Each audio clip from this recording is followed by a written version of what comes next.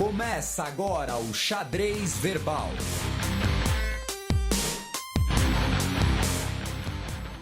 Bom crepúsculo, caros ouvintes da Central 3, está começando o Xadrez Verbal 17, o seu semanário de política internacional tocado com o bom humor que nos é peculiar. Felipe Figueiredo. Eu não sou bem-humorado. Você não é bem-humorado. No jogo do bicho, qual é o 17? Eu não faço a mínima ideia. Você sempre pergunta, eu não sei do jogo do bicho, eu não tenho esses hábitos que o senhor tem, entendeu? Eu não sei porque Vossa Excelência tenta imputar esses comportamentos à minha pessoa. Não é crime, é contravenção. Entendeu? O senhor desperta em mim os instintos mais primitivos. Como estamos? Depois disso...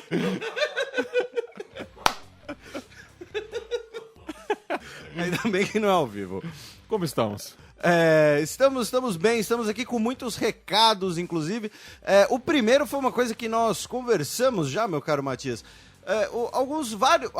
Vários nossos ouvintes sugerem de nós fazermos um programa no mesmo formato, mas de política interna.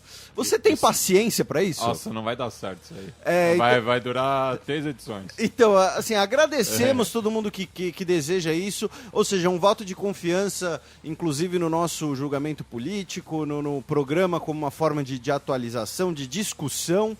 Porém, achamos que não é o momento para isso. Afinal, nós apoiamos o governo socialista que está aí. Não, calma, a gente já vai entrar nisso. Você está muito recalcado. Mas, enfim. Eu tô levando com bom humor. Mas, falando sério, achamos que o debate político brasileiro hoje ele está muito desgastado e desgastante. Né? Então, e política internacional, por outro lado, como a própria coluna do menino Neymar costuma mostrar, é um grande vácuo na mídia brasileira. Então, achamos melhor falar disso. Agora, se você está disposto a mandar recados para a gente exigindo que falemos disso, ou nos acusando de não falar de política interna por motivos outros, uma pergunta, você liga na Coca-Cola para reclamar que não tem Pepsi na esquina da sua casa? Porque assim, o programa está bem claro que ele é de política internacional. E continuando ainda nessa coisa de informações de política internacional, vocês podem entrar no canal do Xadrez Verbal no YouTube, em que eu fiz um pequeno vídeo dando algumas dicas de jornais, de meios de comunicação para acompanharmos o noticiário internacional. E o último vídeo vocês podem ver, ouvir, apreciar o grande Matias. Você vai editar isso aí, né? Não editei, sem cortes, Matias sem cortes, entendeu? Versão do diretor. Então vocês podem ir lá ver o Matias. Agora, vamos para os recados, Matias? Vamos para os recados. A gente pediu para os ouvintes nos contestarem e eles nos contestaram muito bem, muito obrigado. A gente gosta desse debate. Começar pelo Rafael C., que comentou lá no site do Xadrez Verbal. Ele discordou da minha avaliação sobre a avaliação do Standard & Poor's, que o Eduardo Galeano chama de... Chamava de promédio e pobreza. Então, o comentário dele está muito bem escrito. Eu discordo, continuo discordando, mas foi muito respeitoso. Valeu aí pelo toque, viu, Rafael C? E continuando, temos um debate muito forte sobre o gosto musical do Matias, né? Já está virando um folclore popular, o gosto musical do nosso caro Matias. Teve um comentário do Jaime, um biólogo de 31 anos, né? Fico muito feliz de termos um biólogo nos ouvindo. Mora no Reino Unido. Ele mandou algumas fontes aí sobre... tá lá no blog do Xadrez Verbal, vocês podem entrar para dar uma olhada, caso se interessem. Ele mandou algumas fontes, algum material sobre balança comercial do Reino Unido, em relação à Commonwealth, em relação à União Europeia. Na mesma linha, o Felipe mandou uma pesquisa do The Guardian no YouTube sobre os britânicos apoiarem a monarquia, né? Que foi uma pergunta que você fez no último programa, meu caro Matias, né? Se tinha alguma pesquisa sobre republicanismo lá. O Pedro Orsino mandou um e-mail bem legal falando de política argentina, falando de história, eu já respondi para ele, depois o Matias vai responder também. E finalmente o Diossi, se eu estou pronunciando o nome errado, desculpem, ele mandou uma notícia lá na página do Facebook, né, que nós falamos do Daguestão, que ninguém sabe onde fica o Daguestão, porque, né, o Daguestão é onde fica o centro russo de MMA, meu caro Matias. Os 4 atuais talentos do MMA russo treinam lá no Daguestão, são do Daguestão. Então fica aí o registro, caso você goste de MMA. Eu, particularmente, não sou muito fã, eu gosto de judô e de bocha. O Daguestão é importante também aí para o MMA russo. Eu sei que os caras do leste europeu costumam descer a porrada, costumam ser meio psicopatas. Então, mostrando que o Daguestão não é um lugar agradável. Um abraço pro Bruno Fares também, que curte MMA. Ouvintes que também compactuam do meu gosto musical. Um abraço pro Leonardo Oliveira, que pediu pra gente tocar... só manda abraço pra quem compactua, né? Seu parcial, seu vendido. O Leonardo Oliveira, que curte La Vela Puerca. Também temos o Bruno Souza, o João Victor, que queria ouvir também o Benegão e os seletores de frequência. E o meu paisano, o Juan Funes, que indicou pelo Twitter também o Tiro de Gracia, que é um grupo de rap chileno muito bom. Então vamos aí pro giro de notícias, né? Não, aí temos as erratas. Você falou bobagem, é isso? Eu falei duas pequenas incorreções. Tá. Uma eu até me corrigi no programa, mas eu me embananei de novo. A Ossétia, a região que eu estava me referindo é a Ossétia do Norte, já que a Ossétia do Sul está localizada na Geórgia. Que ela é uma região separatista da Geórgia, né? Isso. Teve a guerra em 2008. E a outra bobagem que eu acabei falando foi em relação aos 3 principais candidatos às eleições na Argentina, que eu citei eles como peronistas, mas nem todos são peronistas. O peronista, no caso, é o Daniel Scioli. Mas os 3 são... não dá nem para dizer que são herdeiros políticos, mas eles surgiram com o menemismo. Não dá para falar que são herdeiros políticos porque o Menem está vivo ainda, infelizmente. Mas... Infelizmente, meu Deus! Mas o próprio Menem é uma releitura do peronismo, Sim, né? Tudo na Argentina é uma releitura do peronismo. É um peronismo neoliberal. Não tudo, né? Já que o De la Rua, por exemplo, não era peronista, era da União Cívica Radical, como a gente falou no programa anterior. Quer dizer, ele era de uma coalizão da Lembrando que União o Menem que fez aquela burrada de parear o peso com o dólar na Constituição, né? Isso. A crise argentina atual tem origem nisso daí, lá na década de 90. Então não reclamem do câmbio flutuante, tá? É melhor um real desvalorizado do que isso daí que eles fizeram lá. Vamos chamar então agora o nosso primeiro giro de notícias.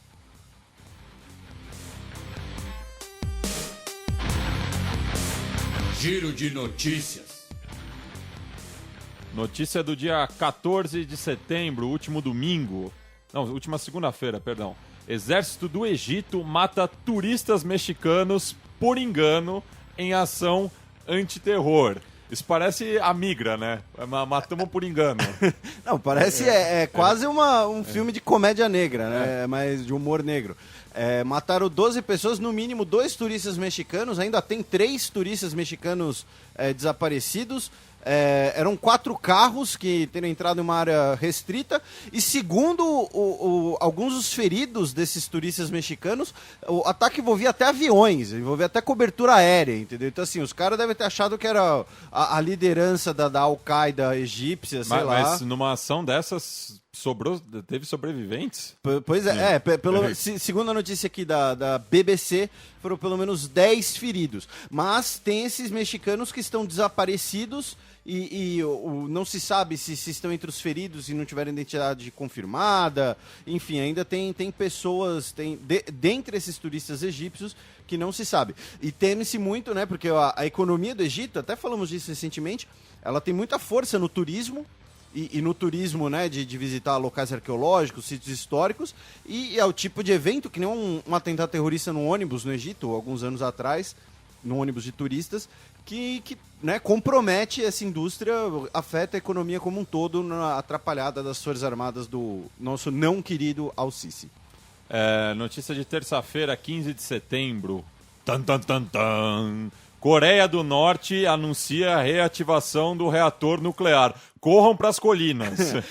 Que reativaram o reator nuclear que enriquece urânio para fazerem mais mais bombas nucleares, né? Lembrando que foi tema dos nossos 2 últimos programas, falaremos mais disso hoje, né? A tensão armamentista na região do Extremo Oriente como um todo, Japão, China, Coreia do Norte, Coreia do Sul, Taiwan, agora Coreia do Norte. Porém, assim, lembrando que armas nucleares ela é mais um instrumento de blefe do que realmente um instrumento militar. Lembrando que a Coreia do Norte, inclusive, ela não tem como... Ela só pode atingir a Coreia do Sul e o Japão. Ela não tem como jogar uma bomba nuclear na cabeça dos Estados Unidos. Não tem mísseis com essa capacidade. Então, provavelmente é um blefe aí para renegociar alguma coisa. Lembrando que teve as tensões com a sua vizinha dos alto-falantes que tocam K-pop. Ou seja, se você colocar K-pop no alto-falante, eu faço uma bomba nuclear. Razoável. Tá páreo. Do mesmo dia, no Líbano, chanceler brasileiro critica uso da força em conflito na Síria. Ele criticou o uso da força no sentido... Assim, eu coloquei essa manchete aqui de propósito, essa manchete é da Folha, porque, assim, ela é bem cretina, para usar um termo um pouquinho mais agressivo, porque, assim, na verdade o que ele disse é que a solução do conflito não é apenas pela força. Trata-se de você criar um novo governo sírio, já que o Estado sírio hoje está esfacelado, né? Não tem controle sobre sequer metade do território, em que todos os segmentos da sociedade estejam representados, tanto os alauítas, como os cristãos, como eventualmente os curdos. Ou seja, o que ele fala não é criticar o uso da força, mas ele diz que a solução não passa apenas pelo uso da força. E depois de visitar o Líbano, o Mauro Vieira foi pro Irã para começar a negociar alguns acordos comerciais, já que agora o Irã terá seu comércio internacional aumentado devido ao provável e breve fim dos embargos por conta aí do acordo nuclear. E o Irã sempre foi um comprador de muita coisa do Brasil, especialmente produtos do gênero alimentício. E enquanto isso, ainda falando de política externa brasileira, o Michel Temer estava na Rússia, inclusive lá na Rússia... Imagina o encontro do Michel Temer com o Putin. Não, ele não se encontrou com o Putin, ele encontrou com o Medvedev. Mas... O Putin estava ocupado domando ursos sem camisa. Mas o Temer encontrou com o Medvedev e, inclusive, na pauta estava, além dos BRICS, além da questão do preço das commodities, parece que fecharam um contrato para... fecharam um contrato que já tinha um pré-contrato assinado, usando o termo do futebol, para compras de armamentos por parte do governo brasileiro. Notícia do dia 16, última quarta-feira. Falando em Putin, Rússia propõe aos Estados Unidos conversa entre líderes militares sobre crise na Síria. Você vê, na notícia anterior a gente falou de Rússia e Síria, agora de novo é mágico, entendeu? Mas enfim, aparentemente a Rússia, né, falamos disso bastante no programa anterior, será certamente um tema que trataremos nos próximos programas nos blocos principais. A Rússia está, digamos assim, perdendo a vergonha de dizer que está na Síria, né, que nós comentamos aqui, trouxemos a notícia em segunda mão para vocês. Está com uma base russa na Síria, numa região alauíta, no reduto do governo Assad, e o Putin propôs aos Estados Unidos a formação de um Estado-Maior conjunto com líderes militares russos e americanos para ter uma intervenção militar ampla e de fato na Síria. Não apenas os ataques aéreos dos Estados Unidos, não apenas ali o regime, o governo russo apoiando o regime sírio do Assad, porém uma ação mais ampla e principalmente concertada, né? Ou seja, em concerto. O que de certo modo é ótimo, né? Já que demonstra aí que, pelo menos frente a algumas situações de barbárie, cuja demonstração mais visível é justamente a crise de refugiados, é o garoto morto na praia turca, os governos conseguem tentar falar na mesma mesa. Vamos passar para a nossa coluna aberta.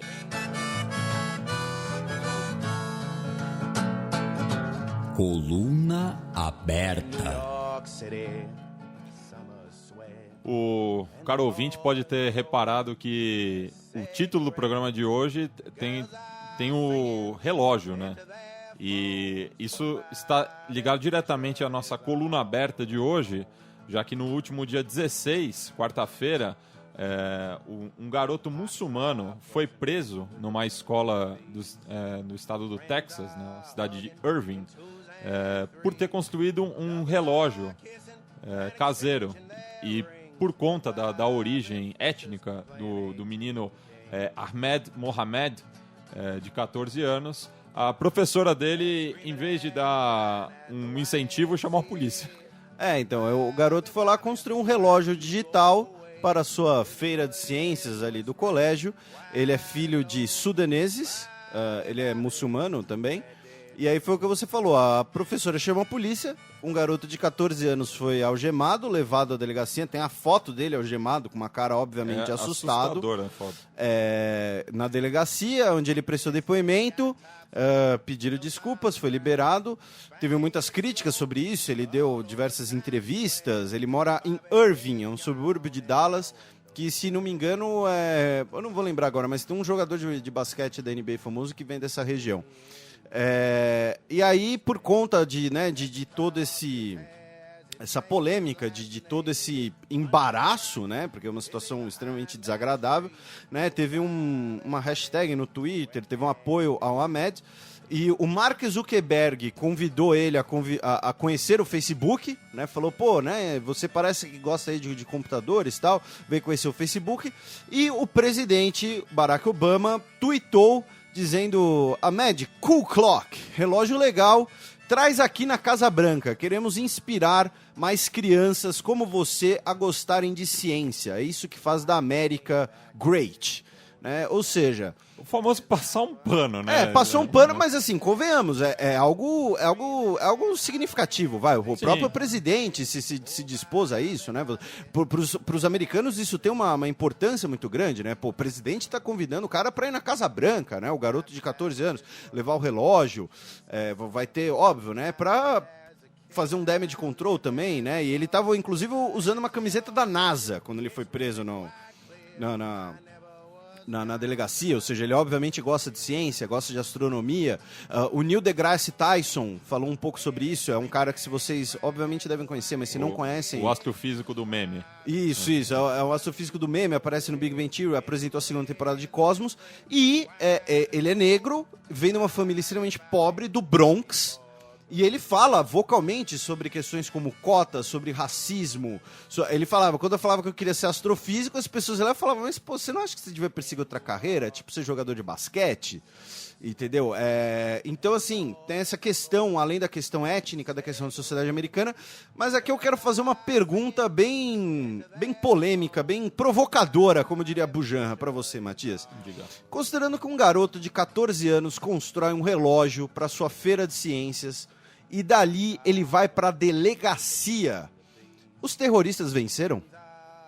De certa maneira, sim, mas eu acho que o racismo vence também isso, porque muita gente comparou nas redes sociais essa semana o caso do menino Taylor Wilson, que também com 14 anos construiu um reator nuclear em casa. Estamos falando de um reator nuclear caseiro. Imagina o risco que isso envolve para a vizinhança dele. Só que ao invés de terem chamado a polícia, ele virou uma celebridade. Tem até um capítulo do TED com ele. Uhum. Ele explicando que dá para construir um reator nuclear no quintal da sua casa. Só que me pergunta qual é a cor do menino Taylor Wilson.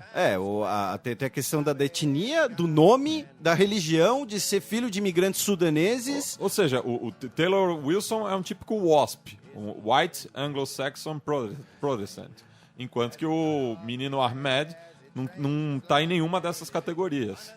Então quando a gente fala aqui, às vezes, eu sei que para muita gente quando ouve isso e vai soar assim, pode soar assim, e não tem problema se vocês expressarem isso, pode soar como politicamente correto, como esquerdismo, alguma coisa assim, mas quando a gente fala de questões de tolerância, quando a gente fala de questões de não demonizar um grupo inteiro de pessoas, seja pela religião, seja pela cor, seja pela origem, estamos falando desse tipo de coisa aqui. Porque, olha só, é justamente essa a digamos assim, a solução do imigrante, da migração, e que, como sempre falamos, é o caso do Brasil, porque é um país americano. Um garoto de 14 anos que pôde crescer numa cidade um pouco melhor, pôde frequentar uma escola muito provavelmente melhor do que qualquer escola sudanesa, que é de onde vem seus pais. Aí vai lá, é uma pessoa engajada no conhecimento, no saber, gosta da NASA, vai lá, constrói um relógio, sabe, para a feira de ciências.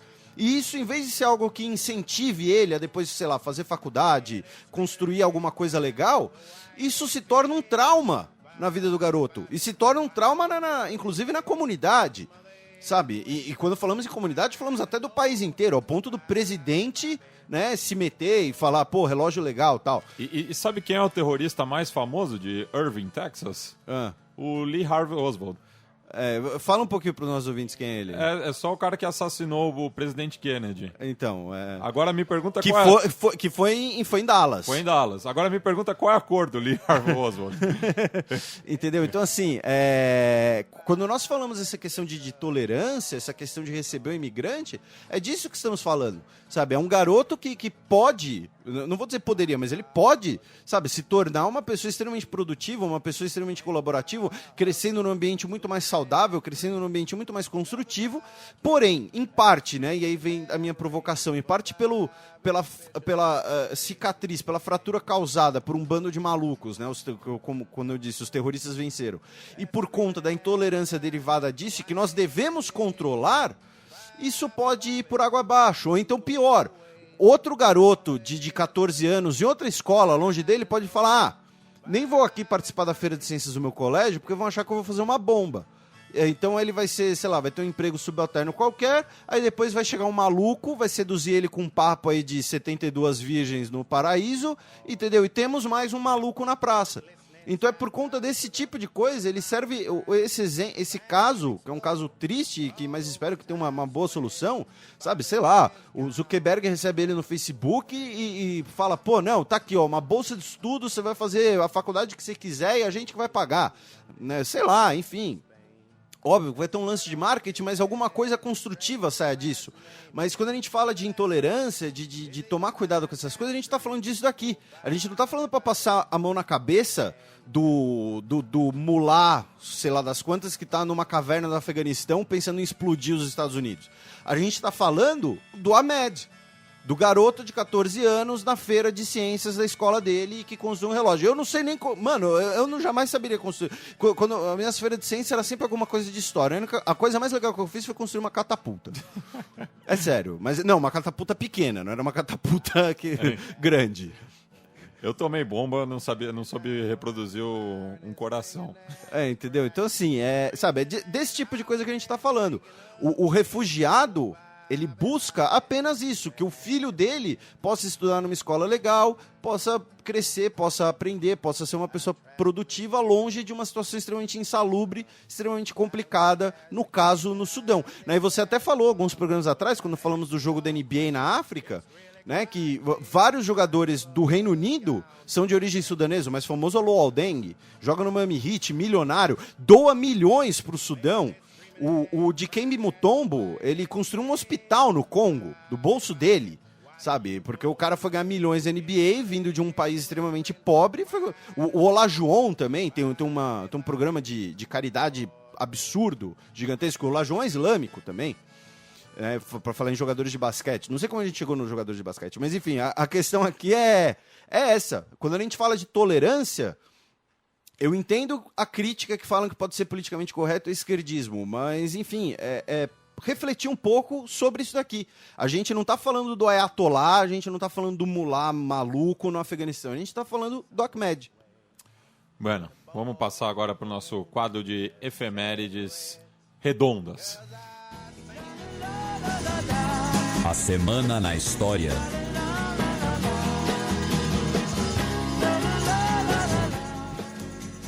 16 de setembro de 1810, na última quarta-feira, há 205 anos atrás, Grito de Dolores e Independência do México. O México foi um dos vários países que quem declarou a independência foi um padre, né? Que nem o Frei Caneca aqui no Brasil, que nós tivemos.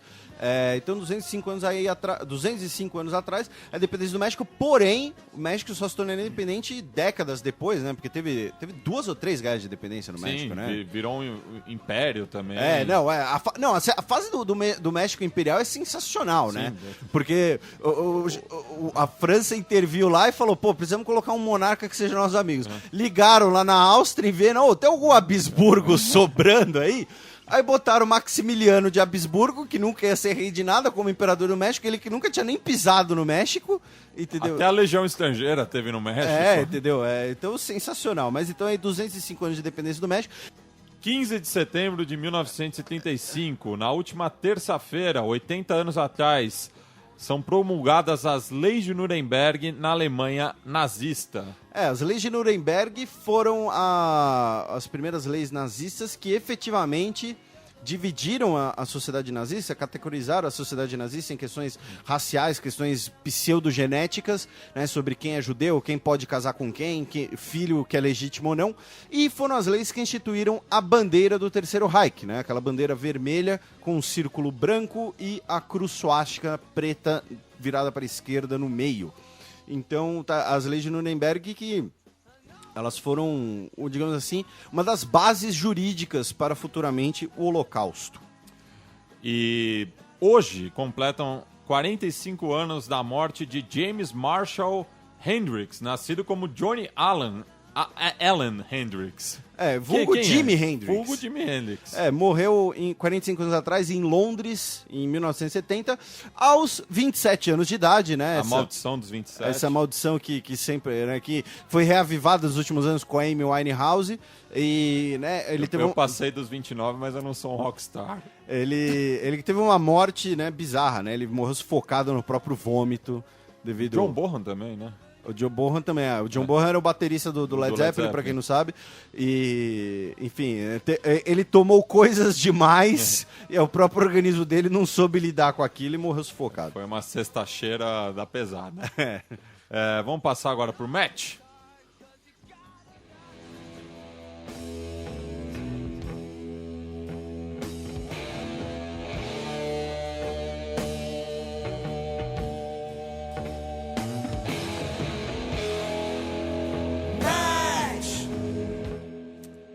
Ontem tivemos cenas lamentáveis no Senado do Japão, na qual os senadores brigam em votação de lei que libera envio de militares, algo que a gente já falou no nosso giro de notícias. Então, quando a gente fala que eles brigam, isso não é um eufemismo, não é um bate-boca. Teve porradaria mesmo, inclusive na Folha tem uma foto sensacional, que tem os caras caindo na porrada, e tem uma senadora em cima da multidão. Você sabe quando a galera leva o Rockstar em Woodstock?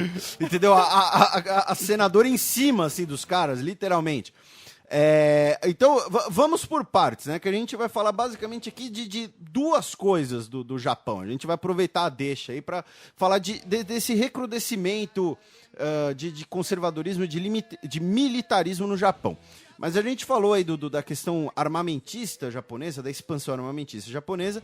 Essa lei que foi aprovada ontem, ela vai autorizar o envio de militares japoneses para conflitos no exterior. Oficialmente, militares japoneses não podem ir ao exterior, somente em missões humanitárias. Porém, mesmo isso já servia de desculpa, digamos assim, né? Eles estiveram no Iraque, né? Então, nós tivemos militares japoneses no Iraque, mas entre aspas como missão humanitária, né? Distribuindo alimentos, Cruz Vermelha, esse tipo de coisa. Agora eles vão poder ser colocados em situações militares com finalidades já de combate, finalidades de militares mesmo, digamos assim. O líder da oposição, o Tetsuro Fukuyama, espero que nenhum parentesco com o Francis Fukuyama, né? Senão acabou esse programa.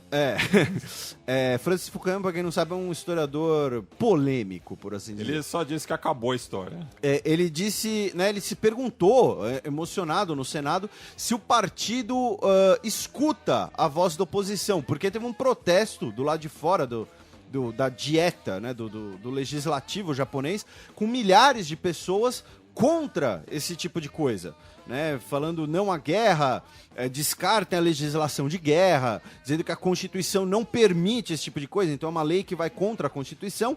Agora, qual é o pulo do gato aqui? Além de permitir envio de militares ao exterior, teme-se que esses militares sejam enviados para a Coreia do Sul, com uma demonstração de força justamente contra a China, e principalmente, não custa lembrar, o Japão tem uma aliança muito próxima desde o fim da Segunda Guerra Mundial com os Estados Unidos, que é um país que vira e mexe, está envolvido em situações militares pelo mundo, né? A polícia da Pax americana.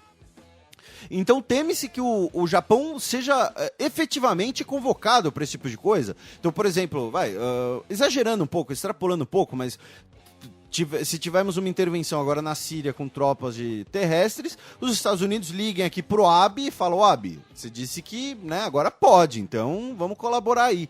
Então é uma situação bem polêmica no Japão, essa nova legislação, porque não apenas agora nós temos um aumento no orçamento, nos gastos militares, equipamentos militares de alta tecnologia, agora nós temos a possibilidade dos soldados japoneses irem ao exterior, irem para situações de conflito. Lembrando, né, que temos aí esse problema com a China. Então, para concluir aqui, tem uma pesquisa, uma pesquisa jornalística lá no Japão, que diz que 54% dos entrevistados se opõem à mudança dessa lei e apenas 29% são favoráveis, ou seja, nós ainda temos um grande número também de indecisos ou pessoas que não têm opinião formada, enfim, pessoas que são um pouco, ou até mesmo estejam indiferentes nessa questão do Japão poder enviar soldados para ajudar países aliados. E, como eu disse, nós vamos falar de outra coisa no Japão, e aí agora sim eu quero ouvir bastante do Matias, tal, que o ministro da educação, entre aspas, japonês, ele mandou uma carta, né? Ele mandou uma diretriz, um recado, digamos assim, para os reitores universitários japoneses. O Japão tem 86 universidades. Dessas 86, 60 possuem cursos, possuem cátedras, possuem disciplinas das áreas de humanidades, entre aspas. E o secretário de Educação, o ministro da Educação, enfim, solicitou que apenas as 8 faculdades chamadas imperiais, as 8 faculdades tradicionais dos Estados Unidos, as 8, melhor dizendo, universidades tradicionais do Japão, tenham esses cursos de humanidades. As outras devem se dedicar a cursos que servem às áreas que a sociedade necessita. Basicamente, ciências aplicadas e engenharias, segundo ele. E, enfim, e pior, 26 dessas 60 universidades disseram que vão acatar esse pedido de fechar esses cursos de humanidades, porém outros falaram que é uma medida anti-intelectual, enfim, vamos falar um pouco mais disso, mas o que você acha disso tudo, Matias? Bem, primeiro de tudo, eu vou julgar ao nosso favor, né? Já que, se os ouvintes não sabem, eu e o Felipe somos formados em História, e a gente apoia a pesquisa desinteressada, ou seja, aquela pesquisa que você não aplica diretamente, mas ela serve para as outras disciplinas. E, no caso, uma universidade ela só ganha esse status se ela tem um curso de filosofia. Então, o que o ministro tá solicitando é o rebaixamento de diversas universidades para faculdades, já que universidade significa simplesmente universal, né? Todas as matérias reunidas, todas as disciplinas, todas as carreiras reunidas no mesmo espaço, que não necessariamente físico, mas pelo menos institucional. Então, estou sendo corporativista? Estou. Porque me preocupa muito a visão que a sociedade contemporânea, e a gente citou Fukuyama, é um exemplo disso, quando ele decreta o fim da história. Pode não ter sido a intenção dele, mas ele está negando o debate histórico também. Você não pode jogar contra o seu próprio time. E tem outra coisa, antes que certamente alguém vai começar a papagaiar uma ideia parecida aqui no Brasil, né? Porque é aquela coisa, faculdade de humanas... Ter blogueiro já falando isso. Né? Pô, faculdade de humanas só tem maconheiro, não serve pra nada, só serve pra fazer greve. Detalhe, essa solicitação japonesa inclui as faculdades de Direito e de Economia, né? As pessoas... Não sei se vocês sabem, são faculdades de humanas. Economia é de humanas. Principalmente. E Direito também, mas assim, inclui também Direito e Economia. E como é que você vai reger uma sociedade, como é que você vai mediar os conflitos em uma sociedade democrática sem o direito? Como é que você vai pensar as necessidades sociais em termos econômicos, em termos de abastecimento, sem a economia? Economia não é só fazer conta, não é? Não é só jogar na Bolsa de Valores. E detalhe, tem um texto do Japan Times, escrito por um dos reitores universitários que protestou contra essa medida. O texto está em inglês, infelizmente, porém está disponível. Vou colocar o link no blog do Xadrez Herbal. Quem sugeriu essa decisão foi os assuntos, as políticas sobre educação de alto nível no Japão. Elas estão, sabe, sob o controle de quem? Do Conselho de Competitividade Industrial. Ou seja, não é um conselho de educação, não é um conselho enfim, como você disse, de filosofia, alguma coisa assim.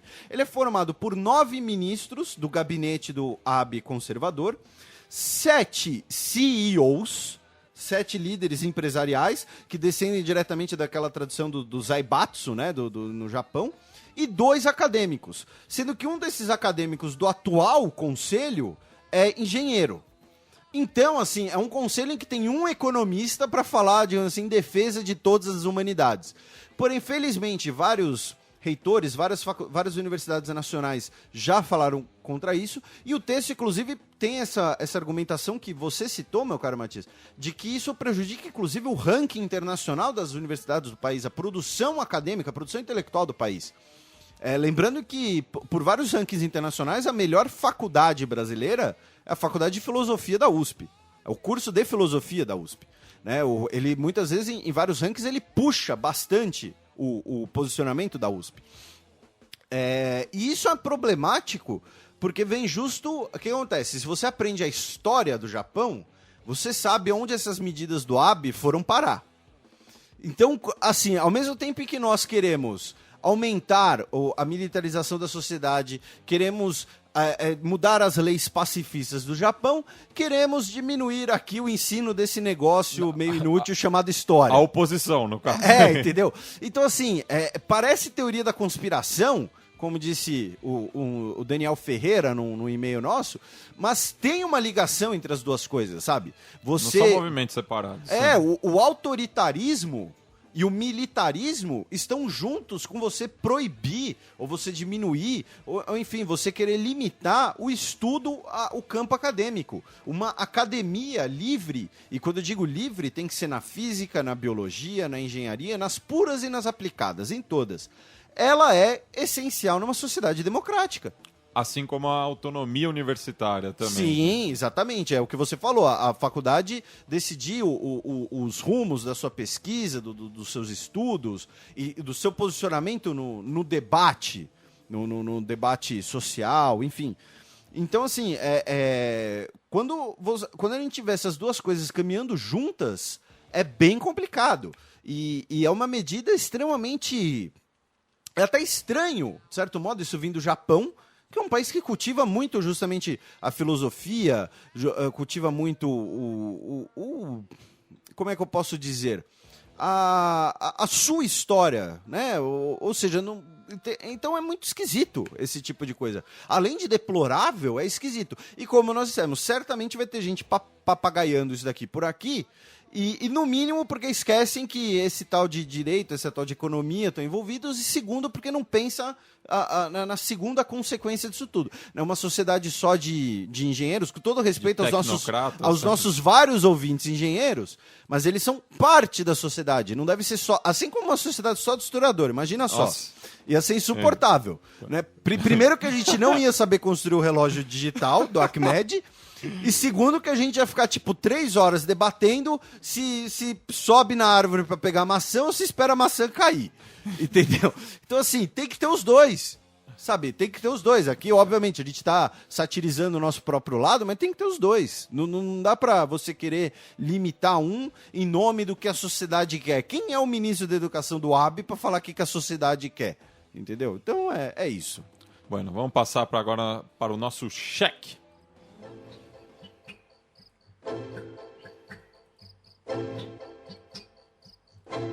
Check. Ai, milonga de amor. Ai, temblor de gozar. Local sagrado de Jerusalém vive terceiro dia de confrontos. Esse terceiro dia foi no dia 15, na última terça-feira. A semana inteira lá foi bastante tensa em Jerusalém. Inclusive é um tema que já falamos um pouco por aqui, porque, né, teve um programa em que nós falamos do status internacional de Jerusalém. Jerusalém, teoricamente, internacionalmente, é um corpus separatum. Ela deveria ser uma coisa separada, sem autonomia, sem soberania direta, seja de Israel, seja dos palestinos, seja da Jordânia, de ninguém. Ela é considerada um patrimônio da humanidade e deveria ser controlada pela ONU, aberta a todos, justamente para evitar esse tipo de confronto religioso. O que acontece? Nós temos a Esplanada das Mesquitas em Jerusalém, qual a principal mesquita é a mesquita de Al-Aqsa, e que durante alguns períodos essa parte eu realmente não entendo, essa parte mais teológica e espiritual, mas enfim, os palestinos, os muçulmanos de Jerusalém deveriam ir a essa mesquita de noite para fazer uma oração, alguma coisa assim. E eles teriam, inclusive, impedido os judeus de irem para a Esplanada das Mesquitas, porém a Esplanada das Mesquitas está numa área controlada por Israel, então a polícia israelense entrou em confronto com esses palestinos que estavam lá de noite e também, teoricamente, impedindo a questão de ir e vir e tal.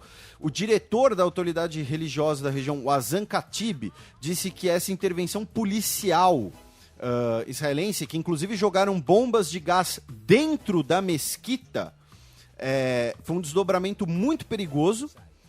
E, finalmente, o problema maior, assim, maior não, né? Já que nós temos essa questão religiosa, já que a Esplanada das Mesquitas, para os judeus, é o Monte do Templo. Mas o problema agora foi que não ficou uma questão interna a Israel, uma disputa entre populações. Mas o rei Abdullah, da Jordânia, disse que as ações foram provocadoras, poderiam colocar em perigo o laço entre os dois países e que, se isso se repetisse, ele teria que tomar providências. Né? Lembrando que a Jordânia é um país rico, é um país mais ocidentalizado, é um país onde vivem mais palestinos do mundo, mais que os próprios territórios palestinos, segundo algumas contas. Então, ou seja, corre-se o risco de Jerusalém ser o estopim, inclusive, de uma cisão internacional por essa questão de um local ser sagrado para duas religiões. Qual o seu pitaco, seu parecer, Matias, sobre esse primeiro cenário? Bem, novamente a gente vê o Estado de Israel sendo muito truculento e desculpa, descobrimos essa semana que temos ouvintes. Não, a gente já sabia. É que agora você sabe que ele é sargento do exército, né? Então, você tá com medo. Não me leve a mal. Ele é sargento do exército israelense. Mas, novamente, é mais um episódio de intolerância religiosa dentro do Estado de Israel.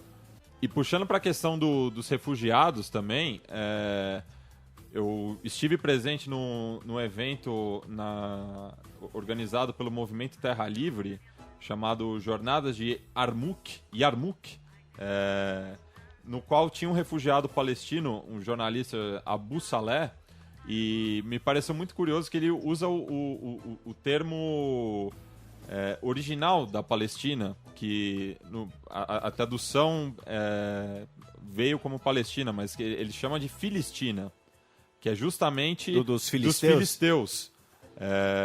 Então, esse debate, como tudo que acontece nessa região, não é de hoje, né? Então, é mais um episódio de intolerância religiosa, como eu falei, dentro do Estado de Israel.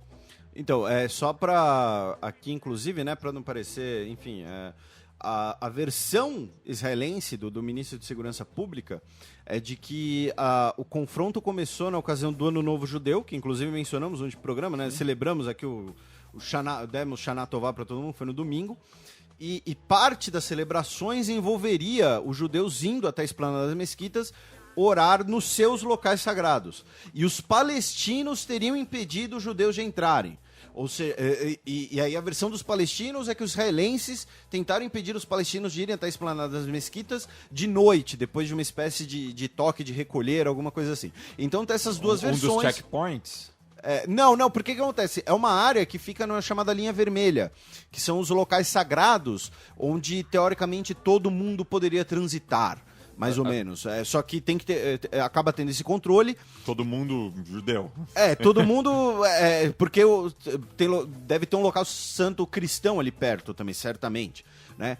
Então, assim, ficam essas duas versões de quem teria impedido o outro grupo primeiro de entrar no local sagrado. Só que isso que é curioso, porque o local é sagrado para os dois.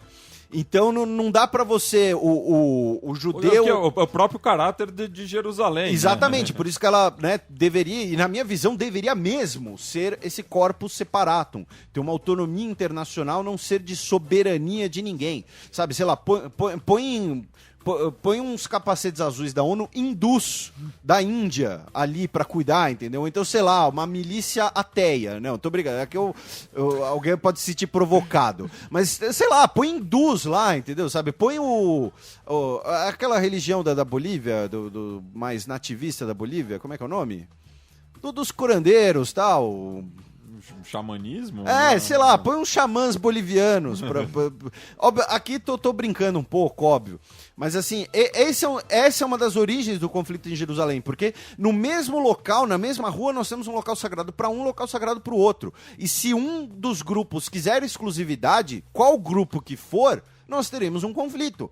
E aí o problema, que aí foi o rei Abdullah da Jordânia ter feito essa intervenção, né, dizendo que pode ameaçar inclusive a relação entre os dois países, que é boa. O país árabe com que Israel tem melhor relação é justamente a Jordânia, porque é um país mais ocidentalizado, é o seu vizinho imediato, né, ali na região da Cisjordânia. Também era chamado de Transjordânia. Exatamente.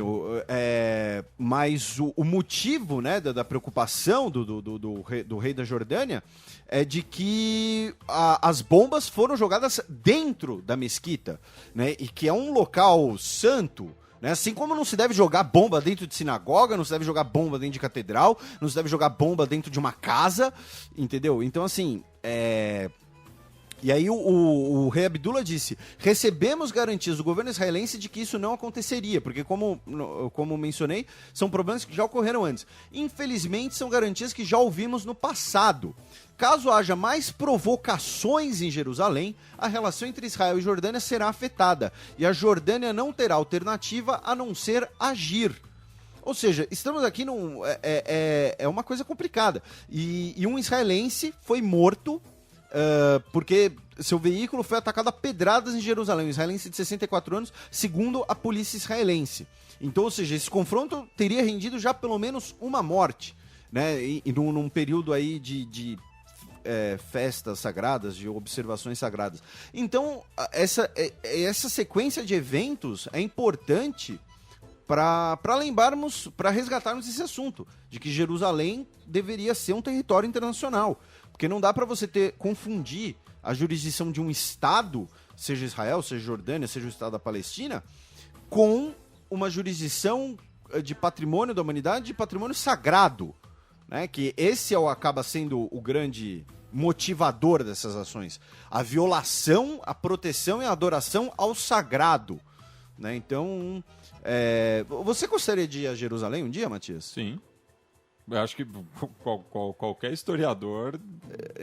Então, mas... E esse tipo de notícia não afeta essa vontade, esse desejo? Não só esse tipo, mas os conflitos em geral? Mas se você for analisar os números friamente, tem regiões do Brasil que são mais perigosas do que Israel. Você soube argumentar bem nessa. Então, cheque pra mim.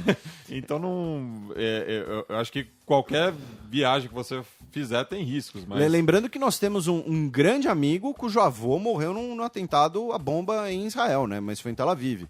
Né? O único brasileiro que já morreu num atentado à bomba em Jerusalém, em Israel, é avô de um grande amigo nosso. Não vamos falar nomes aqui porque não sei se o assunto é delicado ou não, né? Nem consultamos ele antes. Mas então é o tipo de coisa que é muito triste de se ver. porque é uma discussão que não vai ter solução, especificamente nesse caso aqui, porque envolve o sagrado.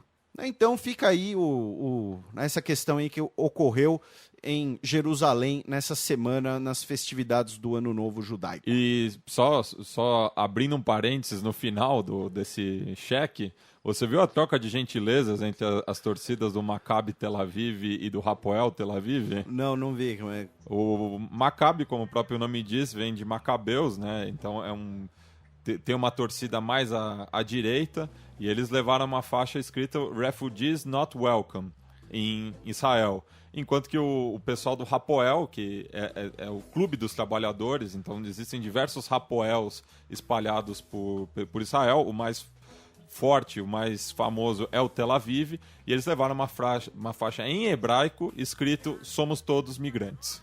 Entendi. Porque é a própria fundação a do própria Estado fundação de Israel. né? Então, desde o final do século XIX. Só para não deixar batido, já que aconteceu no começo da semana, e eu estou escrevendo um texto sobre isso para o blog da Central 3. Então, semana que vem deve ser publicada. Vamos passar agora para o nosso segundo giro de notícias.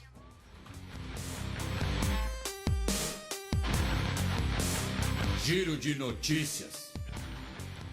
Notícia de quarta-feira, dia 16 de setembro. Guarda presidencial de Burkina Faso detém presidente, premier e ministros. E a situação em Burkina Faso já está ruim desde o ano passado, né? Isso em assuntos recentes, porque volta lá no Alto Volta que...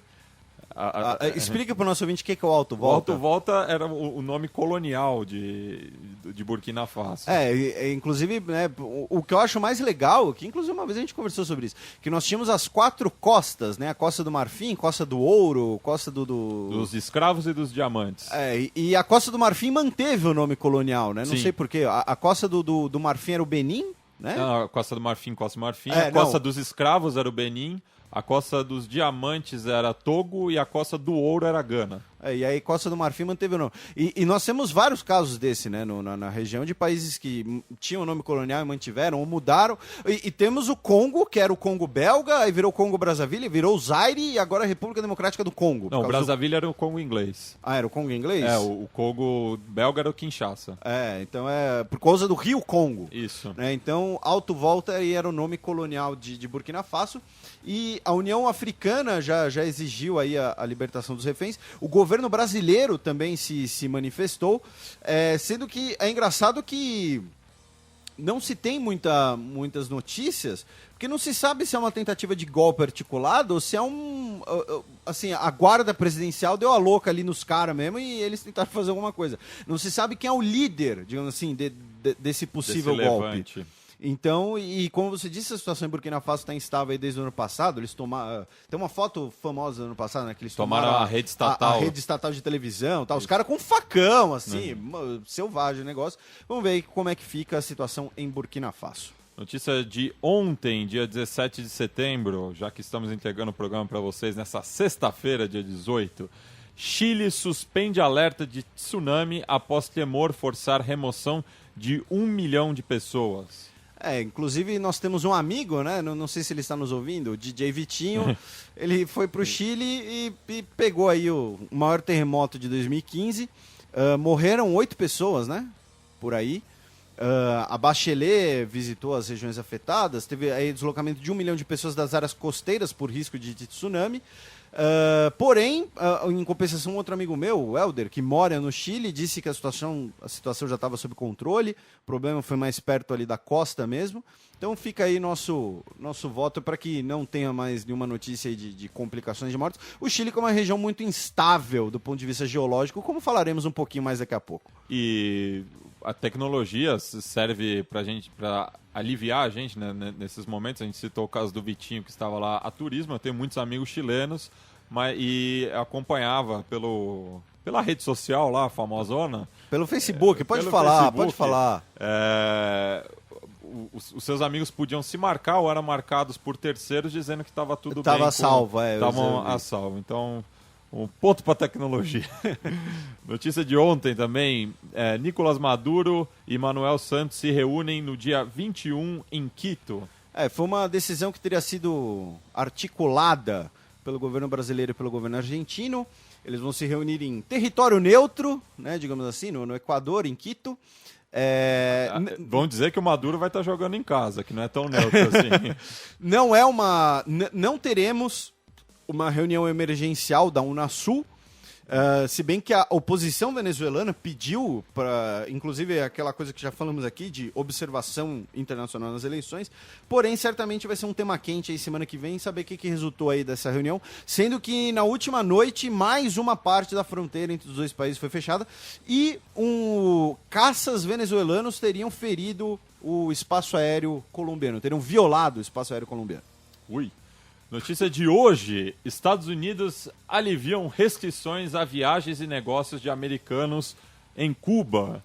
Esquece o Poderoso Chefão 2, não vai ser o mesmo rolê. Não, agora... Se bem que é uma boa trama, né? Um Poderoso Chefão 4 agora. Não, depois do 3, não. Pô, filho do Tony Garcia. Andy Garcia. Andy Garcia. Quem é Tony Garcia? Tem algum personagem? Enfim. Mas é o que o executivo dos Estados Unidos pode fazer, né? Para melhorar o intercâmbio comercial entre os dois países, né? Permitir que homens de negócios, que as pessoas possam viajar livremente a Cuba. Lembrando aí que, ao contrário do que algumas pessoas, inclusive recentemente, falaram, os embargos não foram levantados, já que isso não depende do presidente, não depende do Obama, depende do Congresso americano, porque é uma lei. E o Papa visitará Havana muito em breve e está previsto no discurso do Papa que ele peça o levante, o fim do embargo. Né? O Papa Francisco foi um dos principais mediadores aí nessa retomada de relações. E uma notícia que eu coloquei também aqui em cima da hora... Só para me derrubar. Eu não sei do que se trata, quer me derrubar. Vamos ver. Que Moçambique está livre de minas terrestres, ainda... da guerra civil, né, pré-independência do país, por conta da ação de ratos treinados para detectar essas minas. Para farejar essas minas. Farejar. Então, esses ratos eles foram responsáveis por mais de 170 mil desativamentos de minas. E você sabe como eu fiquei sabendo disso? Agora eu vou fazer um pequeno... Não é nem jabá aqui. Roedores são sensacionais, né? Essa é a frase do programa. Mas eu acompanho o perfil de uma capivara no Instagram, Jojo, a capivara que vive em Las Vegas. E há um tempo atrás, ele inclusive, o perfil, né, o criador da capivara, divulgou essa iniciativa, inclusive com a questão de doações e tal. Então eu recomendo aqui, todo mundo que gosta de roedores e de capivara, siga o perfil do Jojo no Instagram. E óbvio que muita gente ao ouvir isso vai me achar um excêntrico, mas eu prometo que vão gostar. E a pequena câimbra mental minha dizendo essa notícia é que a Guerra Civil, claro, foi após a independência do país, não antes. Lembrando que o cérebro é um músculo. Vamos chamar ele?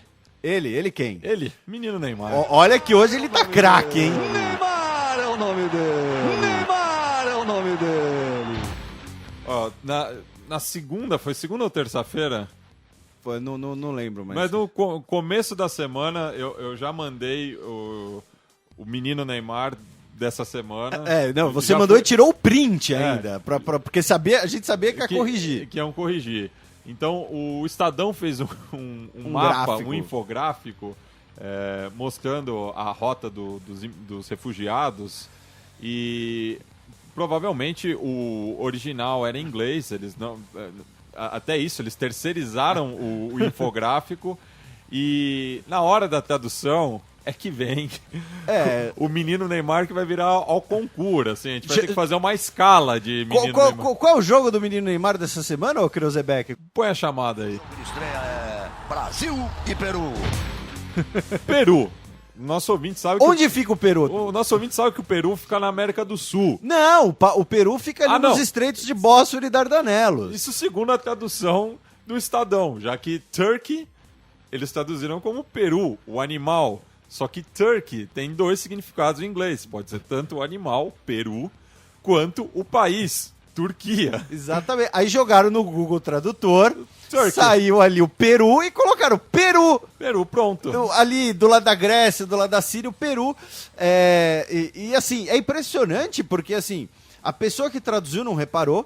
Isso passou por algum designer que fez ali um mapinha que também não reparou.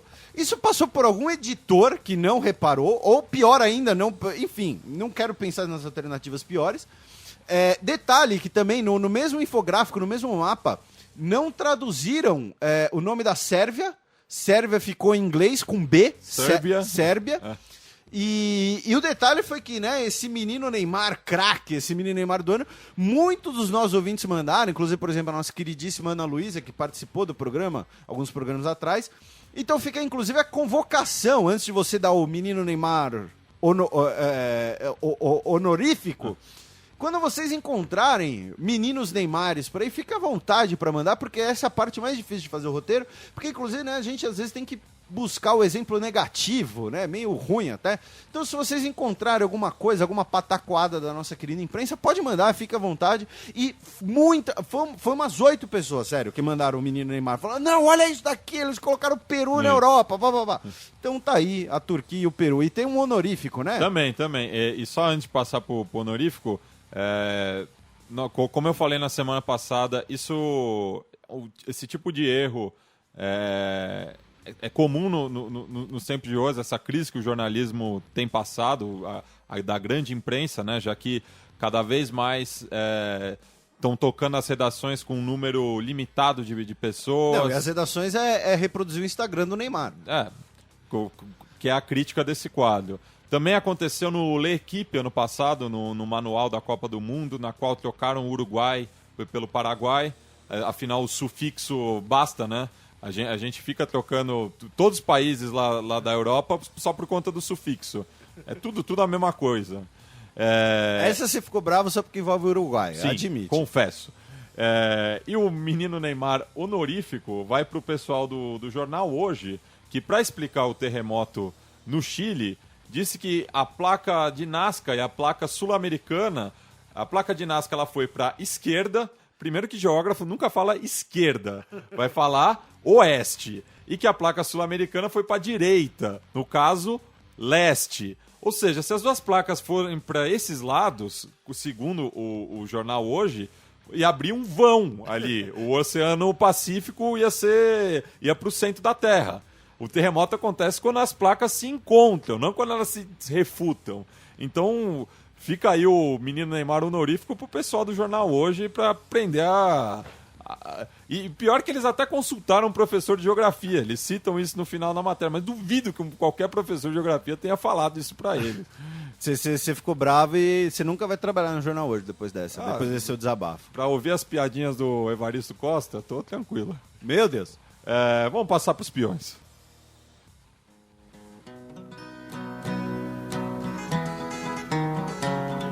Os peões. A bullet from the back of a bush took Medgar Evers. Olha, eu sempre faço alguma brincadeira com peão, né?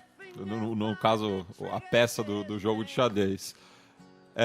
Eu falo que o peão não anda pra trás, mas o peão de hoje ele tá andando pra trás. Andou pra trás. Quem é o nosso peão isolado? É o ministro de aspas, educação, fecha aspas, Educação. japonês.